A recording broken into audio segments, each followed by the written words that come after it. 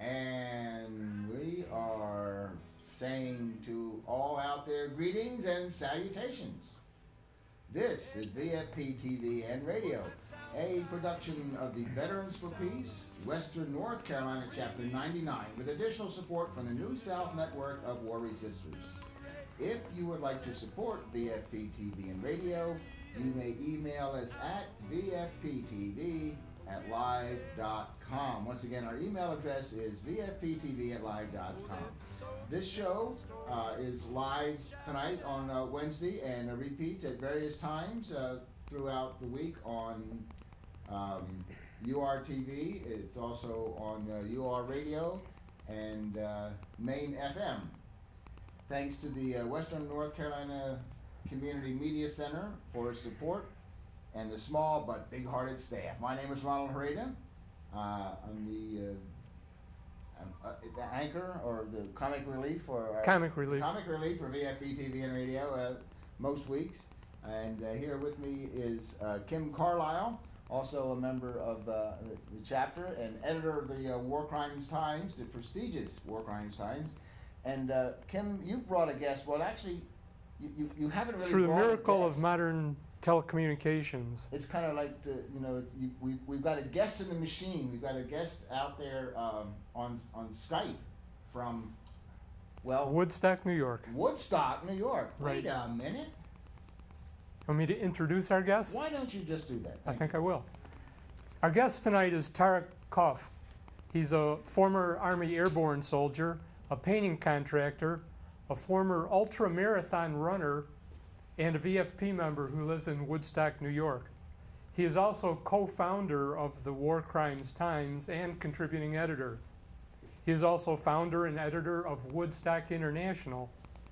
For the last few years, Tarak has been the energy and the primary organizer for most of Veterans for Peace's direct actions in Washington, D.C. He's also quite active in the efforts to launch an American relief boat to Gaza this year. Oh. Tarak enjoys the companionship of his 14-year-old dog, Major, and he's quite proud of his daughter, Melody, who attends Smith College. Tarak, a former ultramarathon runner, what's the most distance you've run, and how much time did it take to cover it? Well, it took me,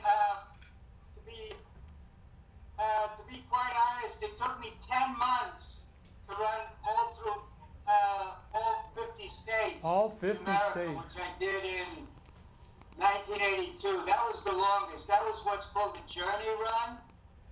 And you just run your butt off every day, run and walk. And I was covering about 35 miles a day. And I went through the whole country like that. That's a regular marathon That every was day. the longest, but the longest races I participated in were 47 miles, and I did a couple of 24-hour races, and then I used to organize races back then, long-distance races, ultra-distance races. Wow. And when did your... So I hope that answered that. It did. When did your activism begin? When did you start, being what? Go ahead. Well, I kind of heard your question, and the answer is I got out of the Army in 1962 after 3.5 years. That was kind of before Vietnam really got started, which was lucky for me. And it wasn't too long after getting out of the Army that I started to see what was going on, and that's when my activism started, and when my political awareness came into being. I saw that what the United States was doing in Vietnam was horribly wrong, that we had no reason to be there, no good reason except to establish a power base and exploit the resources of Vietnam. And it was a terrible thing, and it kind of opened my eyes. From there, a lot of things became clear. And I started being in a lot of street protests and getting involved in things. So, in recent years, you've been involved in a number of events. You've been arrested a number of times. I know when Obama announced the escalation in Afghanistan, you were right there at West Point, and I believe you got arrested protesting the escalation then, and several times in Washington, D.C. So, that case is still pending, the one up at West Point. It's been going on for quite a while. The judge decided we were guilty, which of course we disagreed with, and wanted us to pay a $250 fine and 10 days community service. But I told the judge that I didn't feel that the fine was appropriate or the community service, because I felt that our service to the community was speaking up and standing up, you know, and opposing its illegal wars, its horrible wars that we've been engaged in. And I felt that was real community service. So the case is ongoing. They decided not to put us in jail. They were going to give us 15 days in jail, but that's still pending. That leads to a question I wanted to ask you anyway. A lot of people are confused about what is civil resistance and what is civil disobedience. Some people equate them. Can you explain what the difference is and what it is that you do in your actions? Civil resistance, civil disobedience? Well, okay, as best as I can. Civil disobedience, as I understand it, is when people are protesting an unjust law, such as the segregation, laws of segregation, back during the civil rights movement. And people were resisting that law, they were disobeying that law because the law itself was wrong. The law itself was unjust and inhumane and just plain wrong. Civil resistance is when people are actually attempting to uphold international law. And what we are doing, for instance, with our civil resistance at the White House, is we are protesting the fact that our government, our corporate military government, is breaking international law, is committing war crimes, is committing crimes against peace, crimes against humanity. So we are not protesting or standing up to a law that is unjust. We are protesting and standing up to a government, a power structure that is unjust. So that's kind of the difference. I hope that was clear. So in one case, the civil disobedience, you are defying a particular law by violating that law. And civil resistance, you're maybe breaking a minor statute, but you're demonstrating your opposition to the whole system. Yeah, the purpose is somewhat different. You're right. You're demonstrating your opposition to the whole illegal and corrupt system.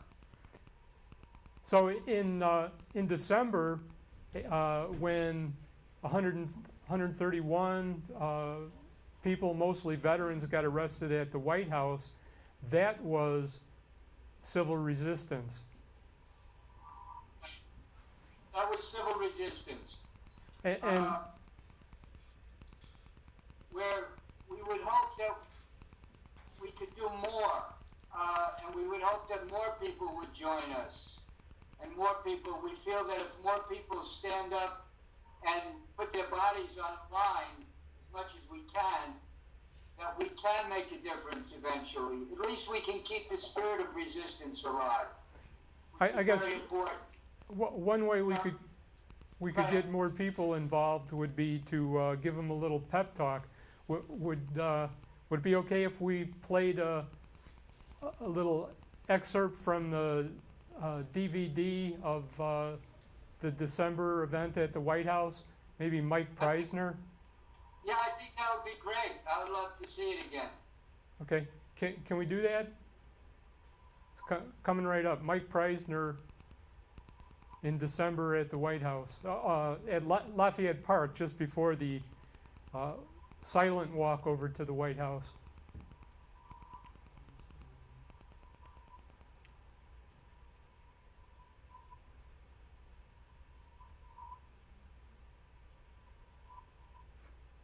So while our technical whiz kid works to bring that section of the DVD up, I want to ask folks to visit the Veterans for Peace Western North Carolina Chapter 99 headquarters in the Phil Mechanic Studios, 109 Robert Street in the River Arch District, one short block west of the Gray Eagle, Tuesday through Saturday from 11 a.m. to 3 p.m.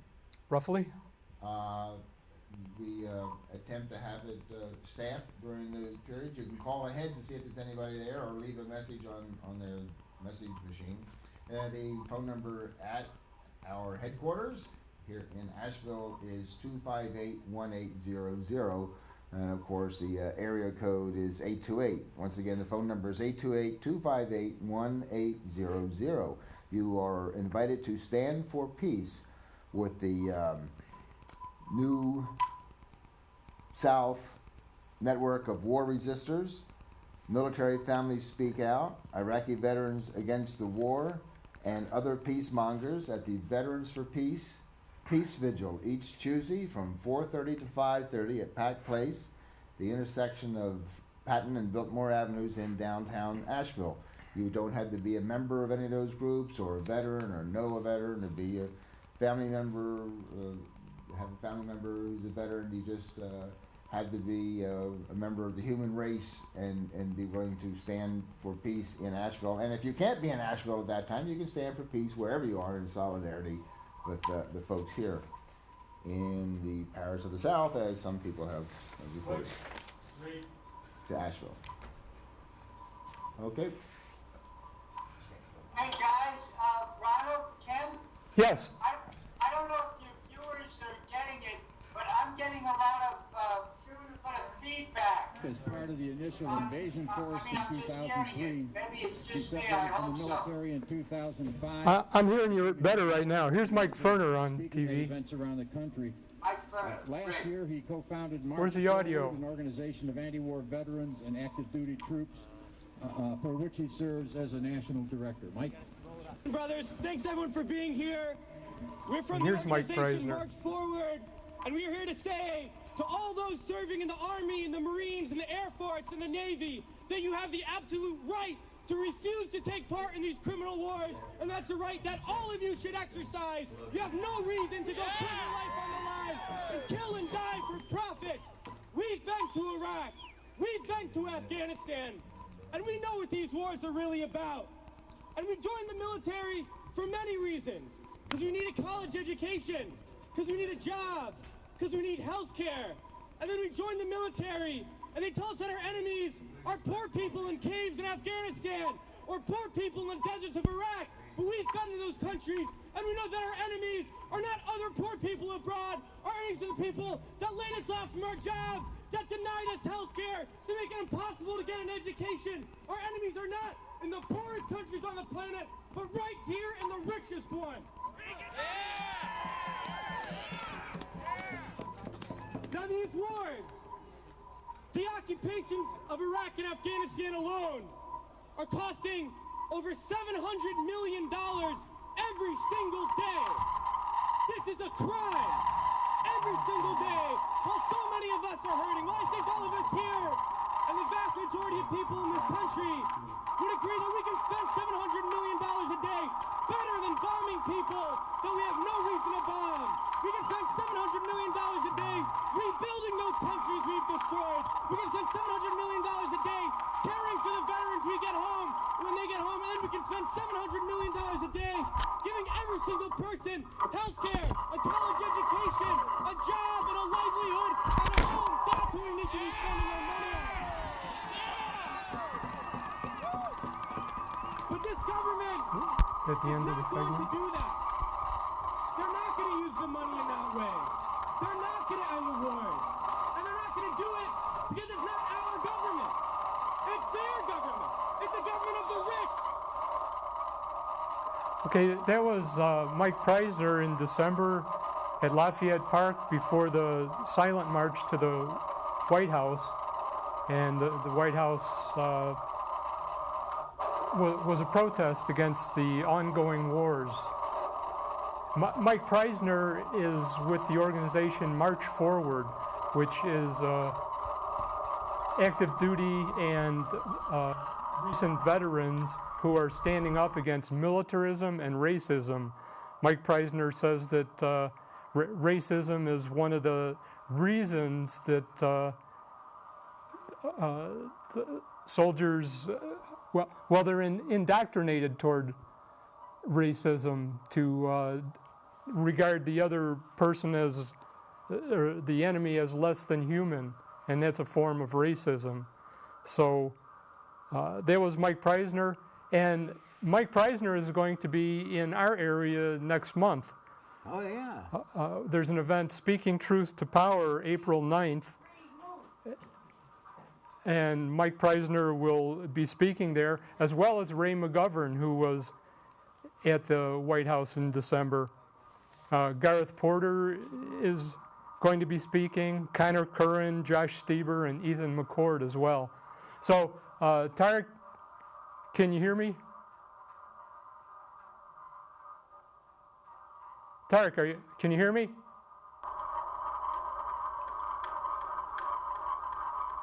I don't think Tarak can hear me. What do we do now, gang? Hello, can you hear us?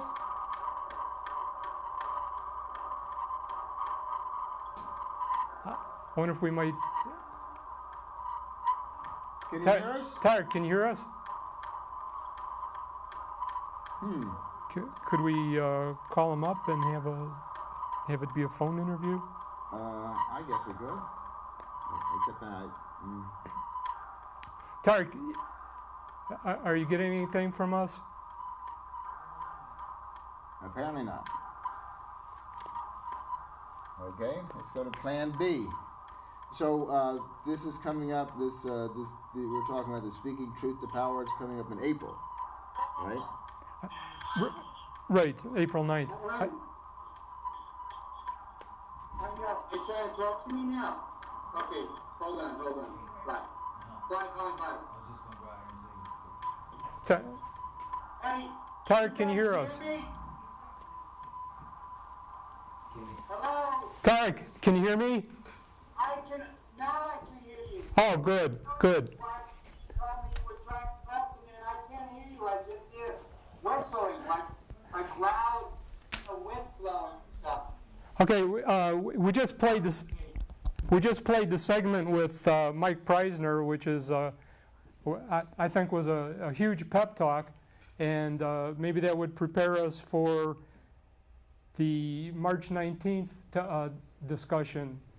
Tell us what's happening in Washington on March 19th.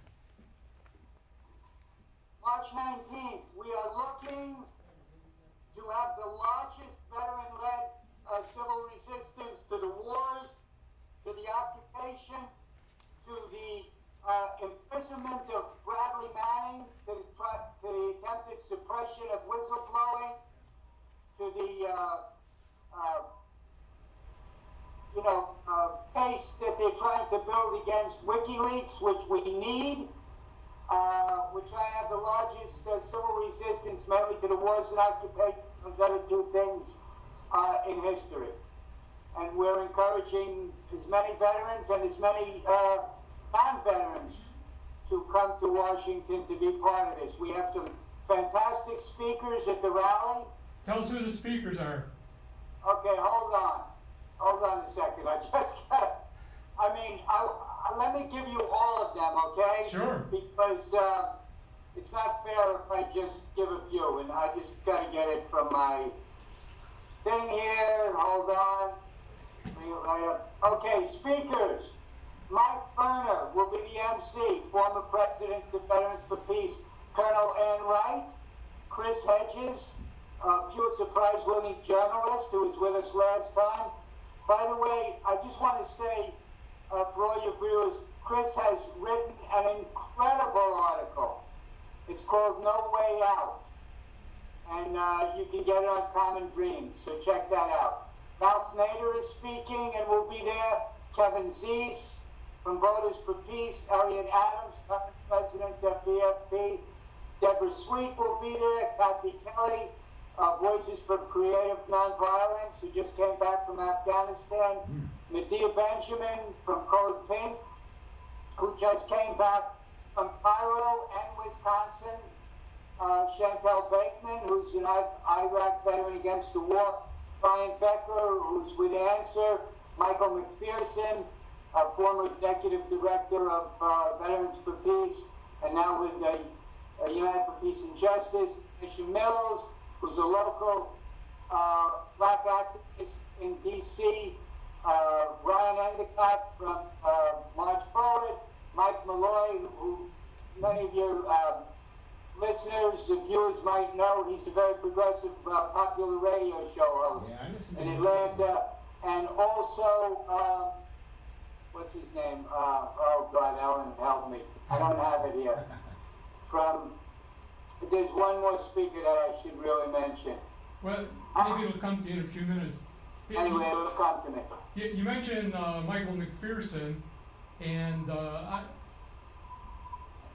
this event is to commemorate the anniversary of the invasion of Iraq, March 19th. But in January, Michael McPherson wrote an article saying that we've been at war with Iraq for 20 years. That when we fought them in Kuwait and then pushed them back, then we imposed sanctions on them and no-fly zones, and I think there were 8,000 sorties between the Gulf War, the first Bush Gulf War, and the second Bush invasion of Iraq. So that 20 years of war with Iraq, not just 8 years since the invasion. So the That's a long time. By the way, another speaker is Glenn Ford, who's a tremendous person who's with Black is Back, an organization called Black is Back. Glenn had an article in the... And also a veteran. He had an article in the War Crimes Times a few issues ago. So he'll also be there. And many of these... Thank you, Ellen. Got that from Ellen. And many of these people that will be speaking will also be joining us in doing the civil resistance. What we're going to do is, you had asked me before, I don't think I finished. After the rally, we'll march. We'll do a silent march, and then we'll go to the White House fence and do a civil resistance as we did before. Will it be Mike Ferner on the drum? Mike Ferner will be doing a drum roll, a funeral drum roll, in honor of all those that have died, both Americans and Iraqis and Afghani civilians and Pakistanis and Palestinians under the, oppression of the Israeli Defense Force, which is largely, to a large part funded by the United States tax dollars, to the tune of $3.5 billion a year. So we have our hand in that, as well as in many other places. Now, if people want more information about the March 19th event, do you have a website you could share? Maybe something called Stop These Wars? It's pretty simple to remember. Just go to www.stopthesewars.org. So So just remember, Stop These Wars. StopTheseWars.org. And there's a lot of information there. There's also statements from people who are going to participate as to why they're participating. And I think it's a good place for people to go. They'll get a lot from it. Good. And once again, you can call our headquarters too to get more information about that event coming up in Washington D.C. in March. The phone number there is 828-582.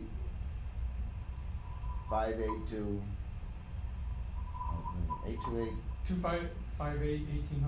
258-1800. That's right. Okay, so you can call or go to stopthesewars.org. If you're just joining us, Where have you been? I'm talking to where have you been? Yes. Where have you been?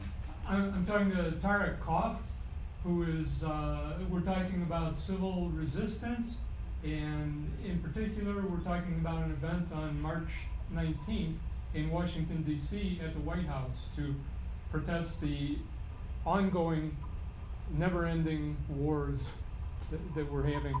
Tarak, you mentioned Israel and the troubles over there.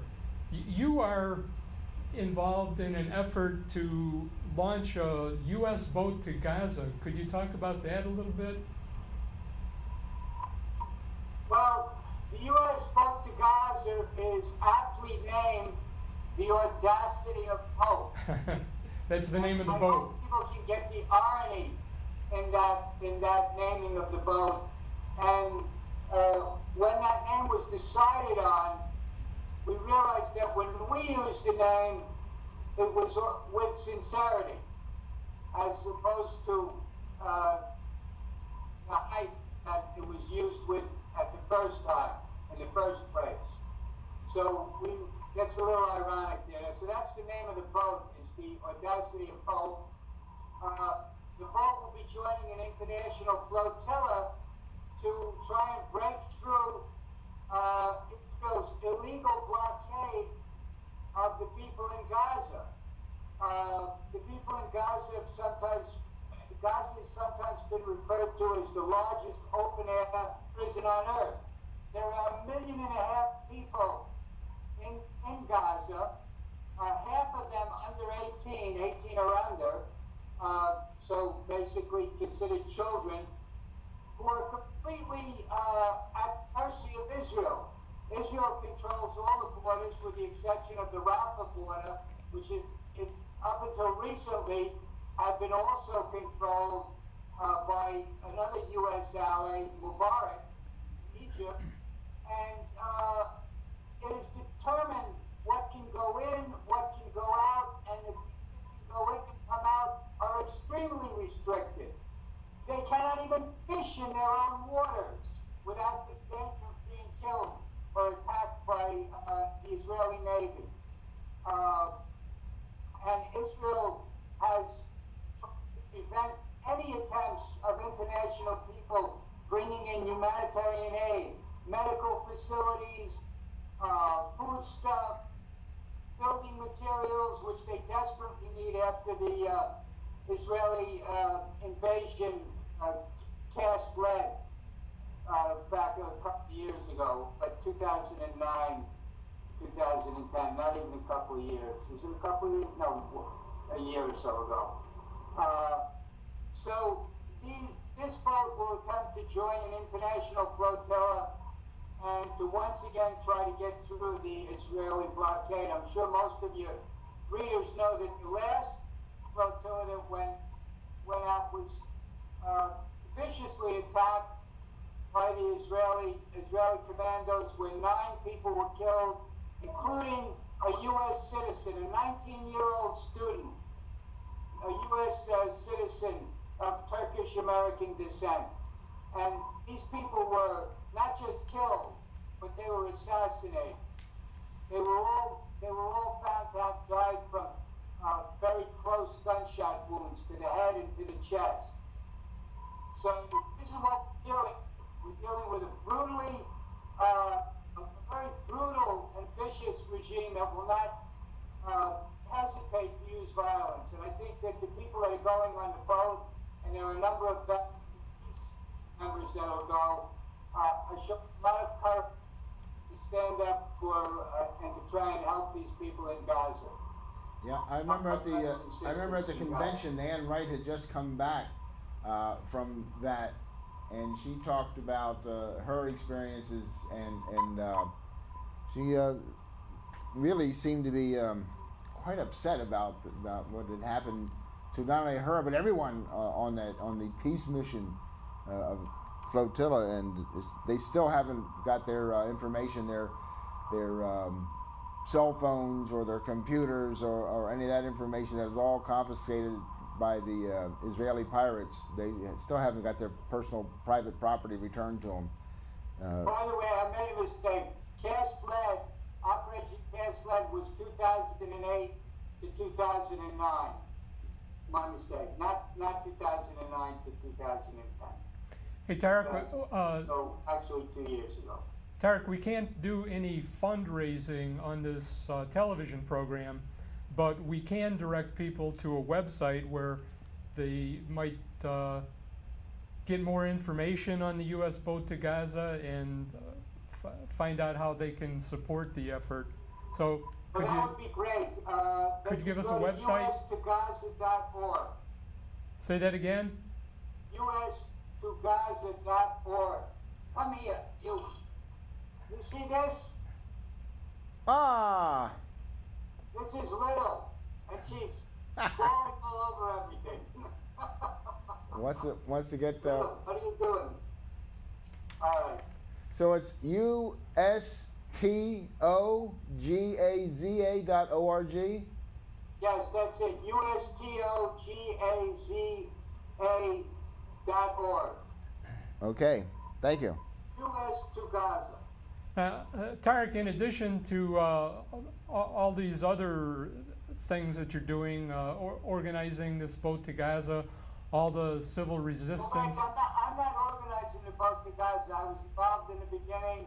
I'm supporting it. A number of my friends are, but don't say I'm organizing it. Right. That's too much. Well, let's say you're involved a little bit in it, and you're organizing the civil resistance and that. But you're also in sort of a publishing magnate. You've helped launch 2 newspapers. Would you call these mainstream media newspapers? Absolutely not. There's nothing like mainstream media newspapers. War Crimes Times of Woodstock International gives people some real insightful and in-depth investigative journalism by some of the best writers around. You will find things in those papers that you will not find in the New York Times. Not only that, but the issues are examined in depth. The writing, we try to get really good writing so it's not boring for people. It's not like reading a textbook or something like that. This is a way that people can find out what's really going on. The perspective is from an anti-war left perspective in both papers, which when I say a left perspective, I mean you could take that as meaning a more humanitarian perspective, a perspective that cares about people, that cares about the environment, that cares about what we're doing to this earth and the people who live on it. And that really, we really care, and that's the emphasis of our papers. These are papers designed to encourage people and to inspire people to step forward themselves, to step out, to speak out, to be full-fledged citizens. And that doesn't just mean voting. That means really taking a part in what's going on. And joining, for Woodstock International, I could say that one of the things that we try to do is to promote what we call a culture of resistance. When I say a culture of resistance, I mean that's something that's founded on a love. That's something that's founded on a love for humanity, a love for the planet. And that's why we're resisting these destructive forces. So we call it a culture of resistance, but it's not to think that it's just a so-called anti-this, anti-this. It's based on love and compassion and concern. So anyway, that's the papers. The feedback we get is very good from people. They like the articles, they like the emphasis, and they like the fact that we speak out. We're not indebted to any outside. We're not indebted to anybody. We're not under the control of anybody. It's a free paper. We're independent. We don't depend on anybody for our funding. And we can say the truth as we see it. And I don't think that's the case with the mainstream media. I think the mainstream media is under the control of the corporate people who run it. And they have certain goals which are not consistent with what we see as being valuable. That's why I encourage people to refer to it as the corporate media, not the mainstream media. The mainstream media are people who gather in places like, let's say, Madison, in Wisconsin, in the State House. That's mainstream. The corporate media, like the New York Times and things like that, is corporate media, not mainstream. Tarak, right, Ronald. That's the way we should refer to it. Yes. Yeah. When we exactly speak. What it is. Yeah. I mean, if we're going to call the things the way we see them, we should call everything the way we see them. Tarak, we got a call coming in, but before we take that call, would you tell people how they can find out more about Woodstock International? Do you have a website? We have a website. The website is www.woodstockinternational.us. www.woodstockinternational.us. If you go to the website, you can download PDFs of past issues and check them out. You can also subscribe if you want to subscribe and have the paper sent to you. Okay, you ready to take a phone call? Hello. Hello. We got a phone call coming in. Hello. Hello. Welcome to VFP-TV and Radio Caller. Thank you. Listen, I just wanted to take a note of this as a historic occasion for VFP-TV, where we have the capability of doing Skype, and it's been a really interesting show so far. In spite of the fact we've had a few technical difficulties, I think the thing is a giant step for mankind. Somebody's statement. And I'm particularly honored to have Tarak Kauff is our guest on this program. He's one of my heroes, as is his compatriot, Kim Carlisle, sitting there at the table. They've done an awful lot for the cause of peace, and I just want to congratulate him on what he's done and to thank him for appearing on the show. I wanted to have one question.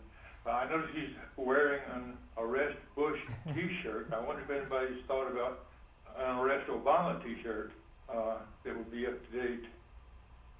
So that's my question for Tarak. Thanks again for coming on the show. You guys keep up the good work. Thank you, caller. What? Tarak, did you hear the question? Hey, Tarak? I think it was something about, it was hard, but it was something about why not an Arrest Obama shirt? There you go. Was that it? Yes, yes. Yeah, it's so interesting because someone was talking to me today, just a few hours ago. They saw the shirt and they said, we ought to have one that says Arrest Obama. I says, well, I agree with you, because he's taken over the mantle of what Bush established. I mean, he's continued the wars, expanded the wars, the torture is ongoing, the war crimes are continuing. You know, he's doing everything that Bush did and more, only he's a little more eloquent in his speech than Bush. Bush was very obvious. He's greatly But Obama is also committing war crimes. Yeah. Right, he's You know, greatly and, stepped up Crimes Against Peace. stepped up the drone attacks. Quite ready for the Arrest Obama shirt, but it would certainly be legitimate. On his third day in office, he authorized a drone attack, and that could be considered a war crime. And the fact that he hasn't, What do you want, Lou?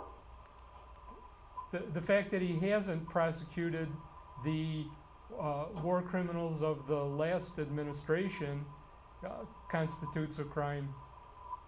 So It's almost as if the war machine is like some giant Frankenstein monster that is broken its balance and is just lurching around the planet, destroying everything wherever it goes. Tarak, are you trying to talk? No, I can't hear you guys. Oh no. He can't hear us.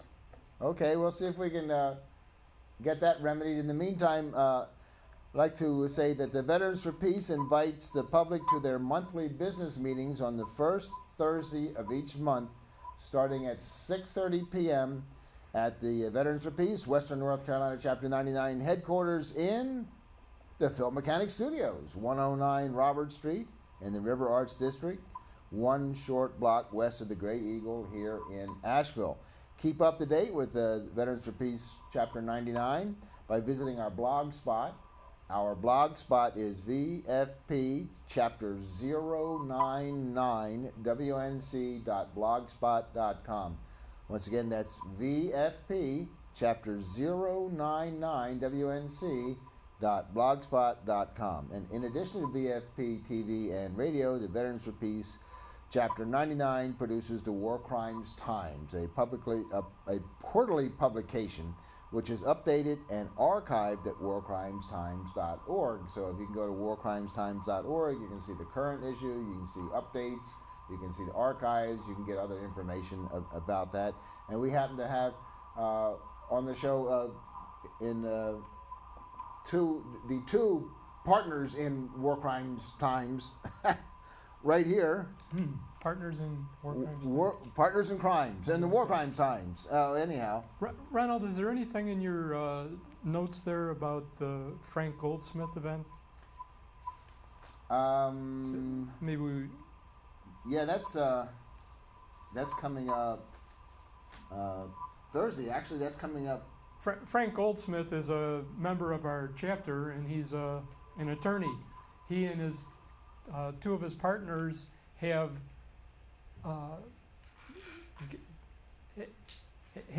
defended Guantanamo detainees pro bono, and also paid their own expenses for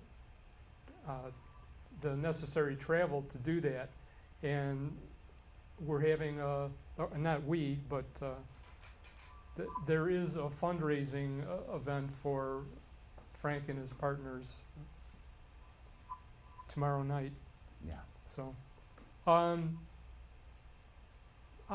wonder if we have, if we could get another video segment from maybe Chris Hedges. Tarak had mentioned that Chris Hedges has an outstanding article that everybody should read, but here's, we're gonna, in a few minutes, have Chris Hedges speaking at Lafayette Park in December. Now there's something. Rights journalism. He's the author of 8 books, the most recent of which is The Death of the Liberal Class. And we read him on a pretty daily basis on the internet, and comes across with the kind of inspiration that is going to help this culture of resistance grow. Thank you. Chris. Thank you.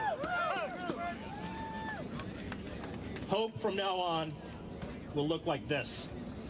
Hope will not come in trusting the ultimate goodness of Barack Obama, who, like Herod of old, sold out his people.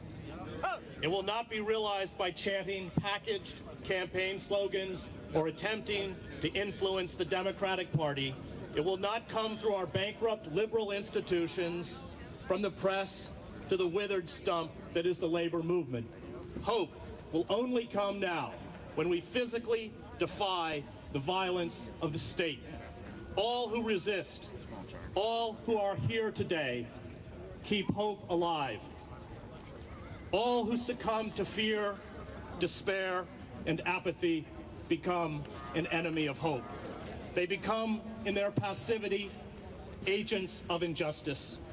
If the enemies of hope are finally victorious in this nation, the poison of violence will become not only the language of power, but the language of opposition, and those who resist here today with nonviolence are the last thin line of defense between a civil society and its disintegration. Hope has a cost. Hope is not comfortable or easy. Hope requires personal risk. It is not about the right attitude or peace of mind. Hope is action. Hope is doing something. The more futile, the more useless, the more irrelevant and incomprehensible an act of rebellion is, the vaster and more potent hope becomes. Hope never makes sense. Hope is weak, unorganized, and absurd. Hope, which is always nonviolent, exposes in its powerlessness the lies, fraud, and coercion employed by the state. Hope knows that an injustice visited on our neighbor is an injustice visited on all of us. Hope posits that people are drawn to the good by the good. This is the secret of hope's power. Hope demands for others what we demand for ourselves. Hope does not separate us from them. Hope sees in our enemy our own face. Hope is not for the practical and the sophisticated, the cynics and the complacent, the defeated and the fearful. Hope is what the corporate state, which saturates our airwaves with lies, seeks to obliterate. Hope is what this corporate state is determined to crush. Be afraid, they tell us. Surrender your liberties to us so we can make the world safe from terror. Don't resist. Embrace the alienation of our cheerful conformity. Buy our products. Without them, you are worthless. Become our brands. Do not look up from your electronic hallucinations, no. Above all, do not think. Obey. The powerful do not understand hope. Hope is not part of their vocabulary. They speak in the cold, dead words of national security, global markets, electoral strategy, staying on message, image, and money. The powerful protect their own. They divide the world into the damned and the blessed, the patriots and the enemy, the privileged and the weak. They insist that extinguishing lives in foreign wars or in our prison complexes is a form of human progress. They cannot see that the suffering of a child in Kandahar or a child in the blighted urban pocket of our nation's capital diminishes and impoverishes us all. They are deaf, dumb, and blind to hope. Those addicted to power, enthralled by self-exaltation, cannot decipher the words of hope any more than most of us can decipher hieroglyphics. Hope to Wall Street bankers and politicians, to the masters of war and commerce, is not practical. It is gibberish. It means nothing. And this is because they kneel before the idols of greed and money. If we resist and carry out acts, no matter how small, of open defiance, hope will not be extinguished. If all we accomplish today is to assure a grieving mother in Baghdad or Afghanistan, a young man or woman crippled physically and emotionally by the hammer blows of war, that he or she is not alone, our act will be successful. But hope cannot be sustained if it cannot be seen. Any act of rebellion, any physical defiance of those who make war, of those who perpetuate corporate greed and are responsible for state crimes, anything that seeks to draw the good to the good, nourishes our souls, and holds out the possibility that we can touch and transform the souls of others. Hope affirms that which we must affirm, and every act that imparts hope is a victory in itself. Defenseless under the night, our world in stupor lies. Yet dotted everywhere, ironic points of light flash out. Wherever the just exchange their messages, may I, composed like them of eros and of dust, beleaguered by the same negation and despair, show an affirming flame. Thank you. Okay, if you're just joining us, we're talking to Tarak Kauff, and he's in Woodstock, New York. We're doing it via Skype. And who is it? And who? Tarak Kauff. And why would we want to talk to somebody like that?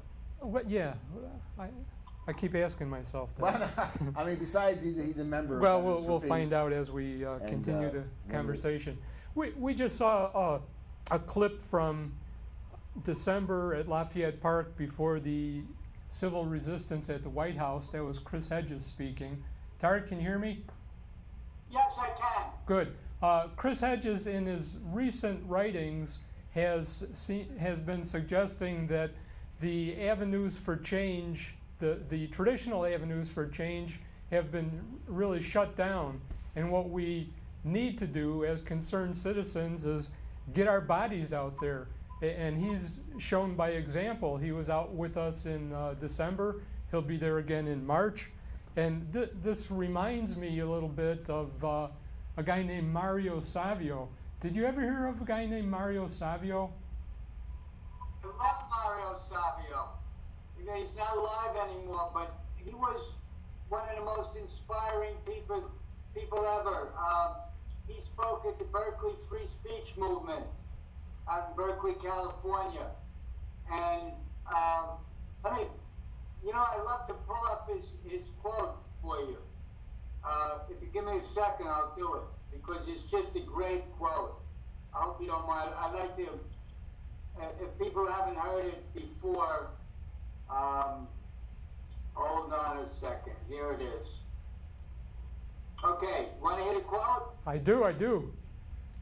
He said, "There is a time when the operation of the machine becomes so odious, makes you so sick at heart, that you can't take part. You can't even passively take part. And you've got to put your bodies upon the gears and upon the wheels, upon the levers, upon all the apparatus. You've got to make it stop.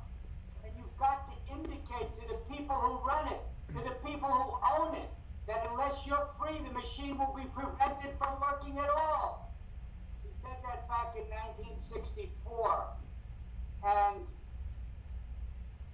you know, when I think about that, I think about what our country, I don't want to say our country, what this government, what this corporate-controlled government. Yeah. And I'm going to ask you what the definition is of a corporate-controlled government. What is the classic definition of that? Fascism. That's right, fascism. We don't like to say that word because it doesn't look like fascism. It doesn't look like a dictatorship, but we're really dealing with a fascist corporate dictatorship here. We don't have one person who's the sole dictator, but it's a small corporate cabal anyway.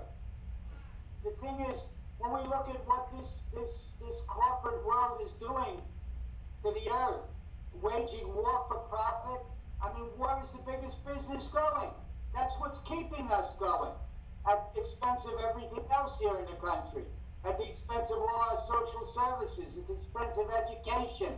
Why don't we have education for great education for everybody? Why don't we have universal health care? We can't, because we're spending it all for war. We're spending it all on the Pentagon, on the military. You know, so this is what this machine is doing.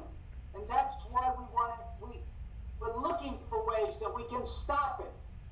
And it's very hard to stop, we admit that. But at least we can stand up in opposition to it. At least we can stand there and make them take us away. That's what we're doing in March 19th. And that's critically important. You know, it may not change things right away, but at least it keeps this spirit of resistance alive. Right. And that's so important, because otherwise, you know, what will people say about us? What were you doing? What will our children say? What were you people doing? How did you let this happen? How did you let all this destruction, death, go on? How did you let this go on in your name? Why did you pay taxes for this? Why did you let your taxes be paid for this? That's what people will want to know. And what will we say to them? Oh, well, I voted for Obama. Oh, I voted it all the time. Oh, you voted, it's not good enough. No, As Americans, we need to get out there. Wisconsin are setting a tremendous example. I was just looking at pictures sent by some of our VFP brothers out there in Madison, and it's so incredibly inspiring. Thousands of people out there demanding justice, demanding what they have, demanding their own essential rights, demanding the right to bargain. You know, they're trying to make us into serfs again. Yeah, and they would be very happy if that could happen. Democracy doesn't. Standing up to it. They stood up to it in Egypt. Whoever thought that could happen in Egypt? But they stood up. Many of them gave their lives to that. Now in Libya, people are standing up. In other places, in Palestine, also constantly people stand up non-violently. Yeah, so democracy. We're asking people. And we're trying to encourage people to stand up non-violently to this system. And you know what? When you do that, it's an empowerment. Because I've seen it happen. People came to December 16th, they got arrested, they went to jail for a few hours, but they knew that they stood up. They knew that they stood up to the system. They stood up to the bully in the schoolyard. And do you know what? It's empowering. And you start to feel after you do that a few times. You say, wait a minute. I can make a difference. We can make a difference. But it takes many of us. It doesn't take just 131 people standing up there, but how about 131,000? That would make a difference. And I'm talking to all the people out there that care about things like this, that are opposed to the wars, that are opposed to the occupation, that are opposed to the corporate dominance in this country. I'm saying get out there. Don't just stand with a sign, but come out and join and do civil resistance. Refuse to move. Yeah, Let them take us away. Let them put us in jail. Yeah, democracy. When Henry Thoreau was put in jail, Emerson came to visit him. We only have a couple minutes left. He coined the term civil disobedience. So we're and going to have. refusing to pay the war tax at that time. So we're going to have to wind down. We only have a couple minutes left. He said, Henry, what are you doing in there? And Thoreau looked at him and said, what are you doing out there? Tarak, where a man of conscience belongs. Let them put us in jail. Let them put us all in jail. So the jails are overflowing. They don't do that. They let us out right away anyway. Tarak, we'll be winding down in just a few minutes. So do you have something? Yeah, I just want to say, democracy doesn't end in the voting booth. That's where it starts. You really have to get out and be active. We don't have any choice in our voting. There is no choice whatsoever. It's a two-party system. They're both playing the same game. You can vote for whoever you want. It's not making much of a difference, and it hasn't made much of a difference. Yeah, I'd like to see a two-party system. It's just one party right now. It's the corporate party. It's two branches of the corporate party. Well, there's our credits. We're going to thank Kim Carlisle and your guest Tarak Kauff from Woodstock, New York. If you have any questions or comments about our show, or if you would like to be a guest or suggest a guest or topic, you may email us at vfptv@live.com. Our theme song, A Soldier's Story, was written and performed by Stat Kenny. VFP TV and Radio is co-produced by Kasha Baxter and Ronald Hereda with technical support from David Ireland. A special salute to the staff members and volunteers of the Western North Carolina Community Media Center and the Mountain Area Information Network. Our snail mail address is Chapter 099, Post Office Box 356, Mars Hill, NC 28754. That's Chapter 99, Post Office Box 356, Mars Hill, North Carolina 28754. And that ends our program for today. To learn more about the March 19th civil resistance at the White House, it's www.stopthesewars.org. So I hope you'll learn more and come out and join us March 19th.